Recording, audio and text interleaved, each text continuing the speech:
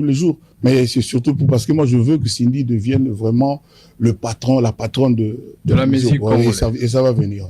C'est surtout parce que moi, je veux que Cindy devienne vraiment le patron, la patronne de la musique. Ouais, et ça va venir.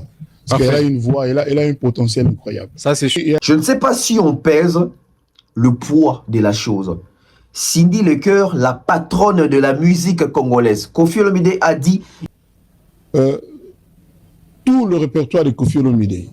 Parce que moi-même, je ne savais pas, jusqu'à ce jour-là, combien de chansons j'ai déjà écrites, que j'ai sorties. En mon nom, au nom de Cindy. Mais je ne compte quand même pas tout ce que j'avais fait pour mon papa, notre vieux Papa Wemba. J'en ai fait quand même pour lui, on n'en parle pas. Il a répertorié 816 chansons de Koffi Olomide. 816, je vous dis.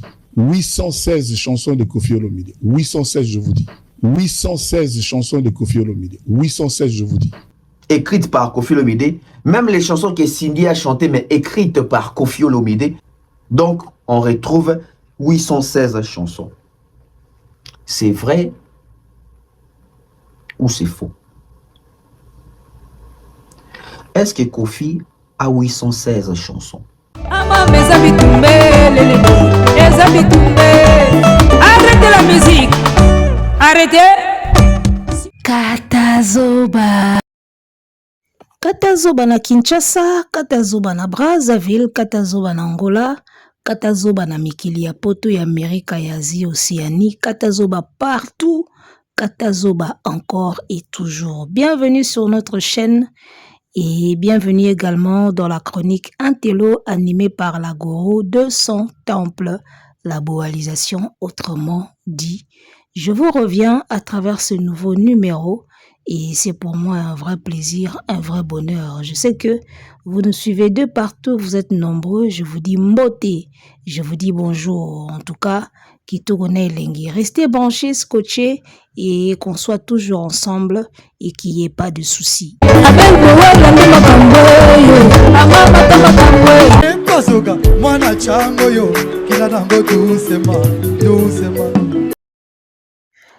Kinshasa, Brazzaville, Tozongi, nouveau numéro Katazoba. En tout cas, j'espère que Bandeko tout batala rabiso boza bien la Boalwood Family. Je compte plus sur vous. Boalwood Family, tout zala parce que binonde ba e banga. Et la Boalwood Family, tout zala vraiment wana mikolo to na besoin ya ba vrai. Ba oba olinga biso pona biso moko. To na besoin ya ba vrai.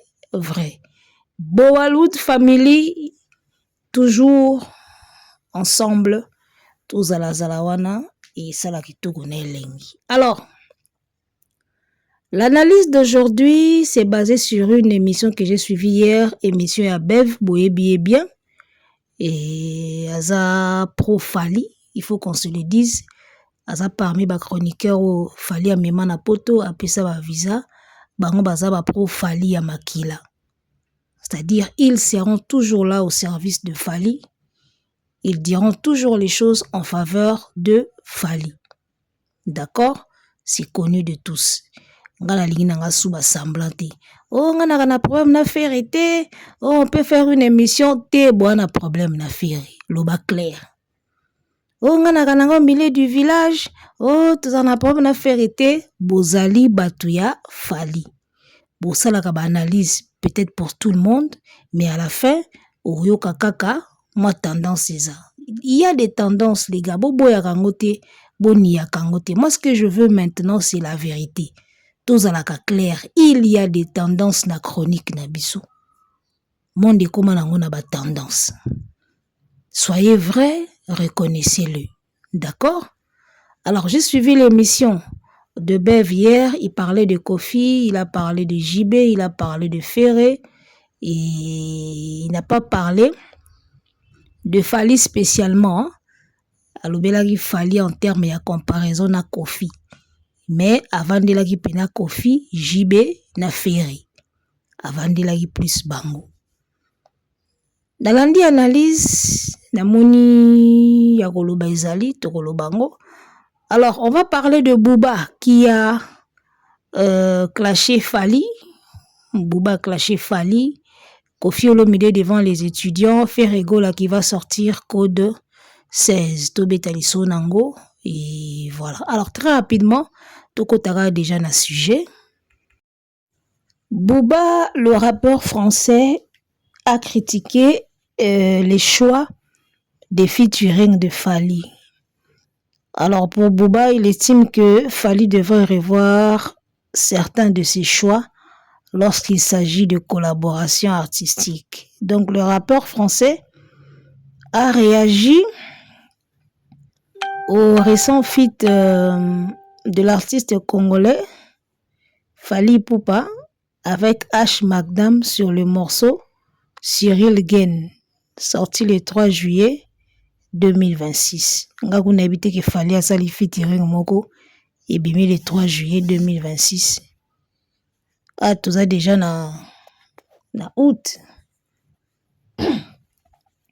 Alors, Booba Lobi Boy, t'es venu me voir, on a fait Kinam.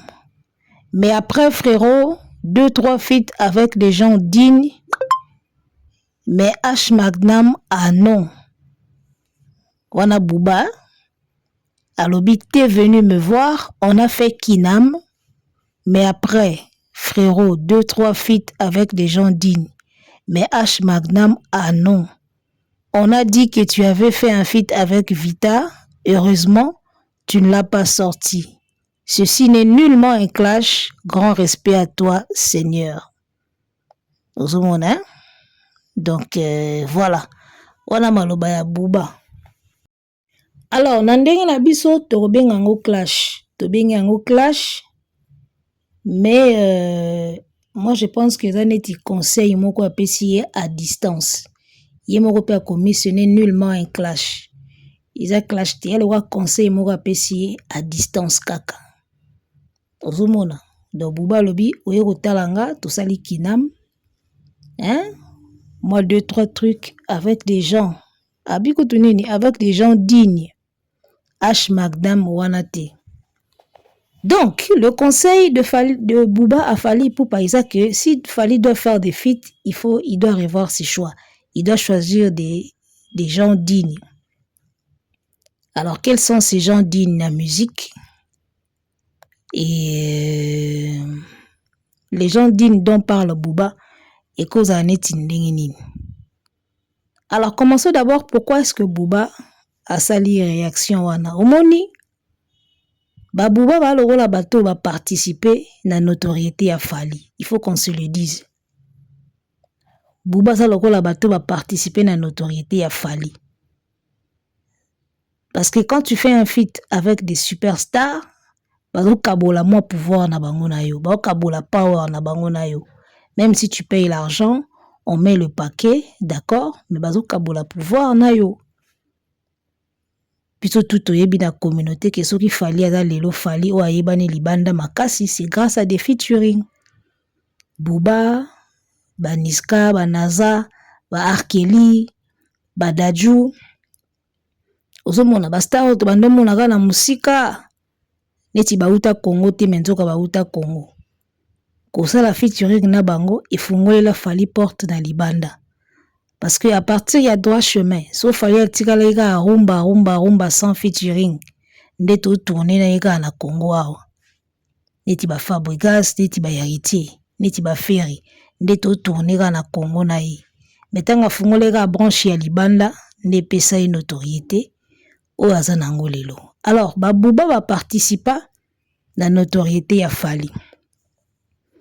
Moi, j'ai trouvé ça normal, comme étant quelqu'un qui a donné une partie de lui dans la carrière nayo.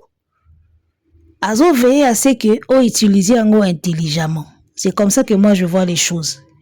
C'est-à-dire, tant qu'on a une carrière, on a une partie de nous.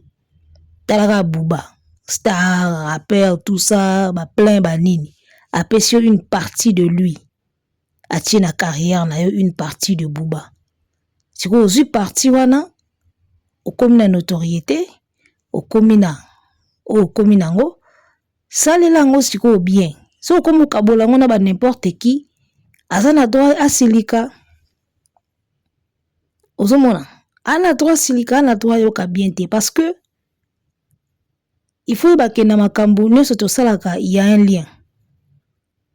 H Magnum qui fait un feat avec Fally. Fally, quel Fally? Fally qui a fait un feat avec Booba. Quel Booba? Booba qui a fait ozomona ba lien wana nyonso ezalaka. Parce que tous les liens au Fally asana bango featuring bato wana nyonso bana lien na ye. Lien wana iza. Ozomona, ils ont fait partir na grandeur ya Fally na CV ya Fally. Tant tout na Fally a comme boye po nini. Pourquoi Fally est grand? Il a fait un feat avec tel, il a chanté avec tel, on le voit avec tel, nyonso wana ils ont participé na kati. Alors Booba en tant que motoyo a pesa une partie de lui na carrière na yo. Il a le droit ya kotomboka soka moni okomo pesa ngo na ba n'importe qui. Selon lui quoi. Parce que nga H Magna bango na yebi na nga paye te. Donc yesoka moni ki okomo baby c'est logo to pesa ki yo okomo pesa ngo na ba n'importe qui. Il a le droit de reprocher Fally. Et surtout quand l'objet ce n'est pas un clash, respect à toi. D'accord? Alobi na yoka ki bosala ki featuring na Vita, heureusement bobimisi yango te. C'est-à-dire, il y a des artistes oyo, Booba trouve que na France, ils ne valent rien. Pour bo ça na bango ba featuring. Vita H Magnum. Ozomona parce que tanga zoloba frérot 2-3 feats avec des gens dignes. Quand il parle de dignes, il y a des artistes na France qui ne sont pas dignes. Qui ba fit bango ba sangisa ba orana bango selon Booba quoi. Donc ça en tout cas ça n'engage que Booba. Ça n'engage que Booba. Alors ndenge ba komi ko reprocher ba choix ya Fally na ba featuring boy. Na habité est-ce que Fally azo kende mabe? To ils ont kaka appréciation ya Booba. Ozomona ils ont appréciation ya Booba.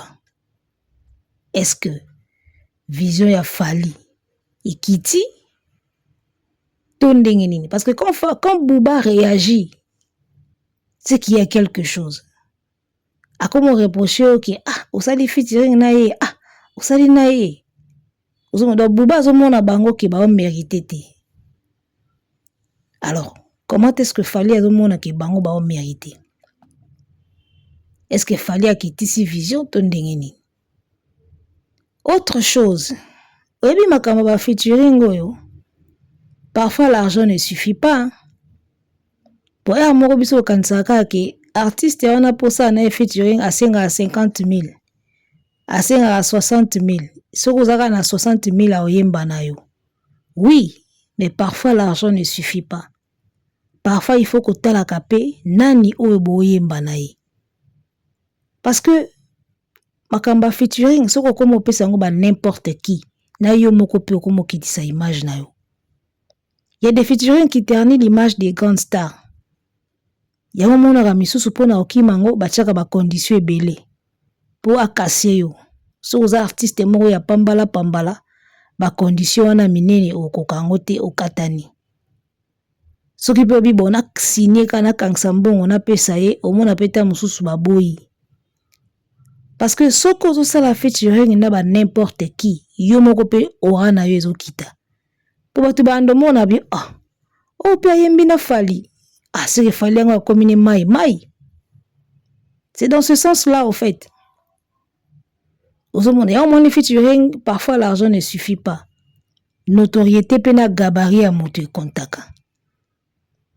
Ozomona petit moka boye banité a même pas na nini akangsika 50 000 na yesoka yibaki soki wapi ayemba mo bosa featuring na ye.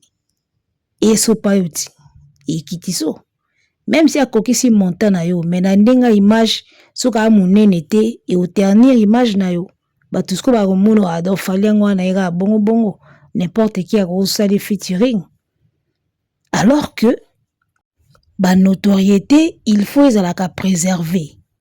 Omona, ba artiste neti ba Booba. Donc yo moko na soko bandika ko idée ya ko fitiye, il faut ba mona de milinga e bimona mutu na matoi.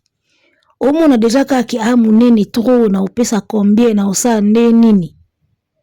ozomona il faut ezalaka ndenge wana soko bandi kobungisa eloko wana okoma mai okomi mai bakoma mono wa n'importe qui comme ça pe ba fiti na ba n'importe qui okitisi pe na notoriété na yo okiti notoriété na yo to reprocha yango feri awati baninga bazo fiti Diamond yezo ki kozwa petit ya Diamond ozomona ya ba niveau assez yesu ko soko komo landa ba artiste au France et mona ki ya ba niveau assez okomi feri ozomona yango buba réagir mbango parce que comme mona bi oyo komo kemabe onde master komo kemabe tika na réagir ozomona donc notoriété ba préserver yango yango moni Gims aboya kopesa ba congolais mingi ba featuring soki amesanisi biso ba bino ba featuring akomi mai Maître Gims aboya kopesa ba congolais ba featuring po ebikake ki Maître Gims nanga ceinture noire nanga na nango so na pesika ba congolais kaka makambo na facilité boy ba komisanga mai et c'est fini côté na pena Gims za catégorique aboya nae ozomona po Gims basola bien na feri mais soka Gims apesi feri featuring ka ba et fou la feri mais ya moko sko image ya Gims et comme feri ozomona bato banomona sko Gims feri côté ya Gims et bima poite mais côté ya feri et bima poa côté ya feri en tout cas et bima lengi et bima danger bima grand omona ayembi na Gims mais côté ya Gims siko tang ba otala feri na ba plateforme batali feri na makamneus baba mais qu'est-ce que Gims vient de faire? Il a fait un feat avec un rombiste qui n'a même pas le niveau omona et ça la boya omoni akanga na e good côté wana aboya na e ko pesa ba featuring Maître Gims et aboyi boko mise mai encore congolais abongaka zala na ye musika so sangani ka na congolais okomi mai congolais azaka bongo tala batutu bazaka libanda bazo évoluer libanda bazaki extraordinaire depuis bazongaka Congo basangana na ba congolais bakoma mai ba oui le longomba barakanam baze belé même Gims quand il ne venait pas trop au Congo azaki extraordinaire tanga komika koya ya Congo kokota kota mamba Congo bakomi si Gims mai mais heureusement côté ba featuring nde azo gérer nano opesa te et soka Gims apesika congolais featuring boko misi mai boko misi mai na ndenga osakana te. Donc voilà, moi je prends ça comme un conseil que Booba a donné de loin à Fally. Il a tout clash Théo a clashé il a conseil à pesi amoni que moi na mai a vraiment quitté niveau ba featuring. Abandaki likolo makasi Arkeli Booba. Ozomona. Tango Booba moni déjà fit Arkeli. A oboya te l'américain. Bongonga français na kimbango ezala bongo.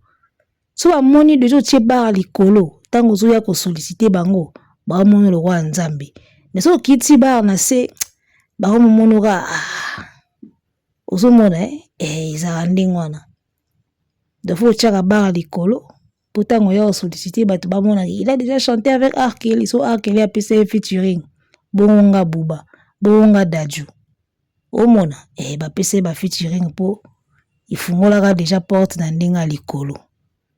Ils ont dit on est en moyen de vivre au frapper likolo so frapper likolo ba tutu ase ba auto sao mais so frapper na se likolo o négliger ya moni Booba ya bi mwana mère Simba frère ko mokita zonga na molongo zongela bata likolo ozomona donc voilà.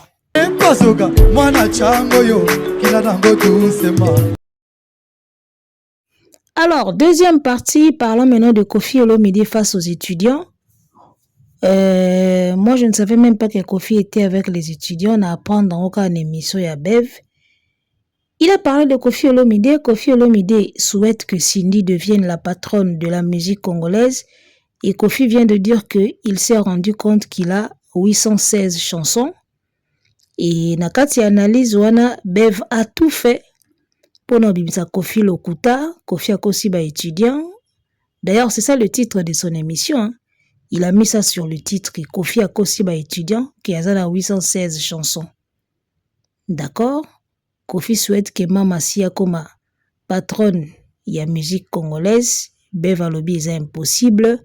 Cindy a déjà na 40 et quelques, a komango na air nini, aza na pouvoir te na musique, ate kakate, a na style musical ya ye moko te, aza na makambo ebele te po comme patronne ya musique congolaise. Parce que pour na kokoma patronne ya musique congolaise, il faut zala na ba réalisation koleka batutu. C'est ça la logique. Alors, je ne sais pas, Kofi alobi bien que c'est un souhait. Un souhait, ça reste un souhait. C'est comme un rêve. D'accord? C'est comme un rêve. Ce que je n'ai pas aimé, bon, Cindy ne deviendra peut-être pas la patronne de la musique congolaise. Peut-être oui, peut-être pas. D'accord? N'habite ce qui arrive à Rango, voilà, on ne sait pas. Ce que je n'ai pas aimé dans cette analyse-là, les chroniqueurs qui sont pro-Fally, ils prennent trop de plaisir à descendre Kofi. Trop de plaisir à descendre Kofi, trop de plaisir à descendre Ferré. D'accord? Trop de plaisir à descendre JB, parce que dans l'analyse, Yabev a critiqué billetterie à JB, a lobby billetterie à JB et Télémi Place Moko, mais à aucun moment il a parlé de la billetterie de O2 Arena. Deuxième date de Okaki Hiro Kindever sold out. Depuis Liwaya producteur, plus personne n'en parle. Lui-même Bev n'en a pas parlé. Mais il a pris le temps de parler de la billetterie à JB, à lui billetterie à JB et Télémi Place Moko. Ozomona. Je ne suis pas venu juger les gens, moi je fais un constat. Donc, toi na ba concert mi balé, il a fallu eza na octobre. Ou tetikali na 2 semaines ya pamba. Donc fallu eza na 1 mois, septembre. JB a na 2 mois na ndambo. Ozomona, tu remarques que la billetterie de JB est Télémi, mais tu ne nous donnes pas la position de la billetterie à O2 Arena pour la deuxième date. Ça, c'est ce que j'ai trouvé un peu analyse moko ya Jalelo. Tu vois? Et bah analyse ya baki Jalelo. Alors, s'il faut relever les défauts de Kofi, on est prêt. S'il faut relever les défauts de Ferré, on est prêt. Mais s'il faut parler aussi des couacs, des choses qui ne marchent pas du côté de Fally, Tomemi et Koulousou. C'est ça le game. Bon. On poursuit. Alors, ce que je n'ai pas aimé, Nakatia Makamboyo, c'est que Kofi nous présente son souhait, Cynthia comme à la patronne de la musique. Mais Bev qui vient de dire que c'est impossible. Yaya, au moins Moutou, tant que Bakatio non Moutou, tout est possible à celui qui croit. N'habite que Cindy fois comme patronne de la musique congolaise. Mais nazolo que cette façon, ya ko prédisa ka ba venir ya batu koloba ki ko simba te. C'est impossible, tala. Quand Fally écrivait dans Studio Ndiaye, champion d'Afrique et des Caraïbes, il n'avait même pas une cuillère, artistiquement parlant. Il n'avait même pas un crayon d'or, au stylo de platine, stylo à bronze, et ça qui même pas. Quand Fally écrivait dans Studio, Maison Ndiaye, champion d'Afrique et des Caraïbes, il n'avait même pas encore même pas un album à cette époque-là. Ozomona. Lelo, Tozomona o Fally a commis. Olobi bien analyse na ok, c'est Fally le patron de la musique congolaise aujourd'hui. On est d'accord. Fally vient de chez Kofi. Quand Fally a quitté Kofi, personne n'a vu venir au Toubooloba Lelo. Personne. Yobaloba qu'à l'avenir appartient à l'Éternel. Je n'ai vraiment pas aimé cette façon de téléméla que oh Cindy ne peut pas. Papa. L'avenir. Inos biye wanati. Tovanda avec tout le talent qu'il y a na Kinshasa, mwana moka muke auti Goma mukuse. Vodacom bwepa. yo pe bapesa yo mokili mobimbe bina akenda tina biti na peut-être so bato bayeba ki Inos Bi à part Fali aza le seul jeune oyo ba nomina na biti neti Fali bazwa trophée te mais bazala nominé et puis basuka kawana ozomona. Donc je n'ai pas apprécié cette façon ya kokata rêve ya mutu. Tout le monde est permis de rêver. Laissez les gens rêver. Fali a rêvé. Lelo et Salami. Laissez Kofi rêver. Même si elles ont rêvé, même si elles ont halluciné. Laissez-le rêver. C'est son rêve à lui. C'est son rêve à lui. Cindy, le cœur est entre des bonnes mains. N'appelle ça exemple. Talaba na basi nyoso ba osala rumba lelo. Nde bazo galérer. Ozomona. Banda na Barbara Kanam. Tina Rebo. Bana basi tout ba osala rumba na Congo ba o galérer. Babeta basal te, babimsa ba album te, mo ba single bazo bimsa izo raté. Ata basali yango nde nini yezo nango te. Baze belé, boyebi bango. Mais Cindy, aza moto, aza entre des bonnes mains de ba maman Betty bazalaka. Mobali na ye producteur na ye, abeta Zénith, abeta makambo abeta. Ozomona, ndenge moko ba maman Mbiliabel bazalaka. Papa Taboulé ya zawana, azo pousser makambo. Cindy est entre des bonnes mains. Peut-être après Kofi, Toti kalaka na ye comme la patronne na musique na biso. Parce que bana basi tout bana ba oyenga. Ato ke pa faire esimbati. Ato yemba pa Fali ezwate. Ezwate. Mais Cindy au moins toyo kakai. Ozomona. Cindy au moins toyo kakai. Lobi so ba maman Mbili ya bazate. Maman tchala mwana si akenda. Totika na Cindy le cœur. Mère na bango. Eza logique. Donc le biso ba mère o ba yemba baza souste totika la na Cindy comme madame. Pouye kaka mutu aza au moins na terrain. Ozomona. Sone so tangela album ya Barbara Kanam. Oyebi yango te, mais son abi album ya Cindy oyebi suprématie. Album ya bana basi yango kutu ba yemba asu baza banani. Misu ba yebani te suka su ndeni. Album à Barbara Kanam oyeba te, mais ya Cindy oyebi au moins kombo nango. C'est un travail à faire. Avec le temps, molo, nga na yebi ke, na bana basi, dans les jours à venir, to tire la na Cindy, le la patronne, na ba otu ba Olanda na sima. Eza ndingo wana Kofi ko imposer bongo. Mais après, devenir la patronne de la musique congolaise en général, ça on ne sait pas, mais on ne peut pas limiter le rêve de quelqu'un. Parce que oh, Fali a comment lelo, personne ne l'a vu venir.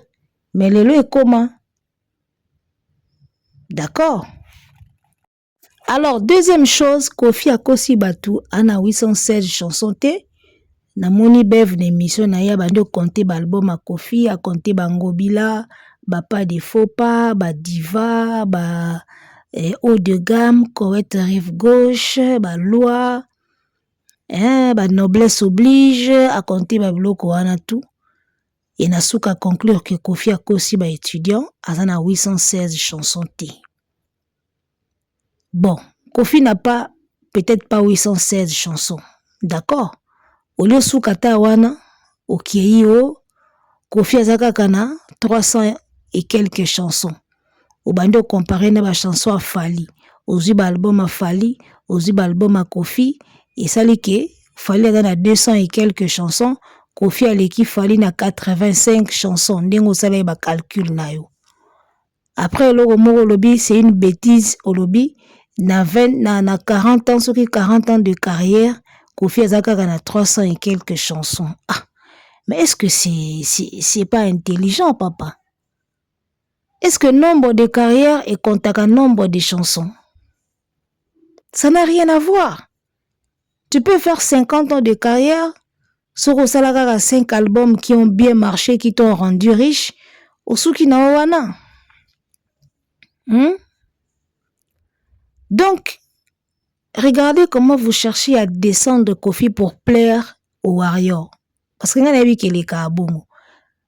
Nde Charlie pense à comment au salango. Kiti sa Kofi pour Warrior à CP là. Donc, kolobake Kofi a sali nombre d'années belé na carrière, mais banzembo ezaka 300 et quelques, na moni yango eza insensé. Parce que ils en a sens T au fait. Il y a un sens T. Nombre de chansons que tu fais, na nombre de carrière, ça n'a rien à voir. Taboulé a tika 3000 chansons. C'est Taboulé. Papa Wemba, aza munene, atika na peut-être banzembo loko a Taboulé ité. Ça dépend ya mutu na mutu ndenga banda ko se produire. Ndenga bandaki kokoma banzembo à l'époque, ça dépend ya taya mutu na mutu. Ozomona, Taboulé avait eu le temps d'écrire tout ça, de composer tout ça. Batu mususu bazali na temps ya ko composer moins. Ya ndenga mutu na mutu, mais ça ne veut pas dire que soko sali carrière ebele foza na banzembo ebele, loi wana euti wapi. Loi wana euti wapi, na peut Michael Jackson a 3000 chansons, je ne sais pas. Hein? Michael Jackson a 1000 chansons, a 2000 chansons, je ne sais pas. Peut-être plus, peut-être pas. Mais ça n'a pas de lien au fait. Nombre d'années à carrière, nombre de chansons, il y a un loate. Mutabimsa nzembo ndenga lingi. Ozomona. Donc, olosu kanoka ke Kofi, azana 816 chansons te, d'accord? Ba o bakisi wana nde eleki mungwa to. Et olexi mwa bepisi. Ozomona. Alors moi je dirais, Kofi n'a peut-être pas 816 chansons, mais les quelques 300 et quelques chansons que Kofi a, c'est des chansons, hein papa. Les 300 et quelques chansons que Kofi Olomide a dans sa discographie, c'est des chansons.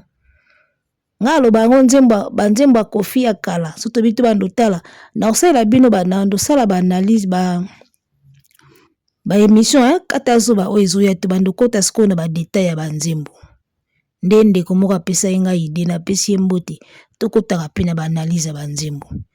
Vous allez remarquer que banzembo a Kofi misusu ezo valoir ba album mobimba ya ba musicien na biso alelo. Nzembo moko a Kofi album mobimba ya musicien. Bosaka na vie wana ka pamba boite vie wana ndo kina discographie. Ozomona. Il n'a peut-être pas ce 816 chansons dont il a parlé, mais les 300 et quelques chansons de Kofi, c'est du lourd. Hein? Ozomona. Ça dit ça, tu as 800, 300 et quelques chansons ya Kofi, tu tiens na mal. Nakati ya mal. Tu as 10 000 chansons et artistes moko ya lelo kaka, n'importe quel. Ozomona. Tozi banzembo a Kofi, 300 et quelques wano contaki, to tiens on a katia mal, tozi 1000 chansons et artistes moko boye, ya génération na bino, to tiens on a mal. Tombola sko ba mal mibali, ya Kofi ko peser plus. C'est-à-dire banzembo a Kofi za lokola, comparaison au basalaga, 1 kilo ya coton, na 1 kilo ya mabanga, ozomona. C'est-à-dire Kofi banzembo ne na kati ya mal ya lokola mabanga ya kayo ya minene wana. Banzembo ya misien na bino na kati ya mal ya lokola ba papier belé na kati ya mal. Donc nombre mukie mais ezo peser koleka na o eza na nombre belé na kati eza léger. Comparaison na ko sala yango wana. Ozomona. Bosaka na jo ka pamba botala jo azandoki bangala bango banzembo Kofi asala na génération lelo oya komi ata katikati ati génération ya lelo ba jeune tout ba oyemba ba osala banzembo moto asali ata 50% lokola banzembo Kofi na terme ya qualité, texte, mélodie, mélancolie na âme na esprit, na idée, na profond, na philosophie. Muta kometa katikati azati. Ozomona. Donc, Fally Ipupa, c'est lui le patron de la musique congolaise actuellement. Lobi pe kozala jeune mosusu. D'accord? Lobi kozala pe mutu mosusu. Après kozala pe mutu mosusu parce que ça change avec le temps, avec l'époque. D'accord? Mais ce n'est pas pour autant, on doit descendre Kofi parce qu'il n'a pas ses 816 chansons. Kibanzembo na ye azanango wana, c'est rien. Non, les gars. Soit texte loko la sauve qui peut. Toko comparer on a l'album tout ya lelo, sauve qui peut. Yahweh c'est trop, oh Yahweh moi ezali sousouté. Sur la terre sauve qui peut, bato baza en débandade. Malgré ma bonne nyonso tout, ndenge ninozo répondre te. Nzembo wana na makambo tout omona lelo eyemba makala, mais na makambo tout omona lelo et répondre. Ça c'est un artiste. Nzembo loka sauve qui peut. Prochainement na oya na analyse ya ba texte. To banda siko ko analyser ba texte, to zwi nzembo to zwi texte to expliquer yango, to panzi yango to fungoli yango, to pesa yango lokola cours. Ça dit nzembo to pesa yango lokola cours. To kina yango ndingwana. Donc, faisons des analyses vraies. D'accord? Olobino vrai. Kofi n'a pas 816 chansons. Mais, au tien de moi, mongwa trop. On sent vraiment le kidja lelo nakati analyse. Hermoto bimara mwane loko wana. C'est pas élégant, en fait. C'est pas élégant. Même Charlie Prince Natal a ndenga koma ok na Kofi. Dernièrement, quand tu vas au canela et beta. C'est vrai, bata Kofi ba finga ka batu ba finga ka mais makamusu suboti la ango ba fou du roi. Ce qui fou du roi ya Kofi a fingi, bobi misi pe fou du roi ya fali a fingi. Ozomona parce que autour des musiciens batu bazala kana ba niveau na ba niveau. Ya le roi gouver le golo pas faire. Yo kasi motoka gouver le golo soka fingi. Est-ce que faut boluka chroniqueur moko boneti nati lo collé abima ya ko répondre gouver. Ata bino moko. So gouver a fingi. Bobibi c'est lié Gauthier Bilele. Attaquer, c'est comme ça. C'est pas le kola ba fou du roi ya Kofi bazo finga yo chroniqueur, intelligence, tout ça, ou ya ko répondre ba fou du roi. Non. Ozumona. Non. Tolo baka makambo oyo iza na nzela. Koya na TV ko descendre Kofi ti na niveau asuka. C'est pas propre. Omona. Batu na ye bazo finga. Bo charger pe batu ya musicien wana pe ba finga. Parce que motu tu ana batu ba fingaka. Musicien tout lelo azana motu a fingaka. So moni motu a fingaka ya faire ya bimi, bimi sa pe motu a fingaka ya fali a attaquer. Moto a fingaka pa Kofi soka ye, bo bimi si pe moto a fingaka pa Kingandi, to pa Jibe attaquer. Mais ba chroniqueur boye. Kouya voilà, c'est pas propre. Et ça vraiment qui te côté. Donc voilà. To sugi na biso awa, to kutani très prochainement pour un autre numéro. Pasoka mwana chango yo kina nango doucement mwana chango yo kina nango doucement kina nango doucement balikole kina nango doucement pasoka mwana chango yo kina nango doucement mwana chango yo kina nango doucement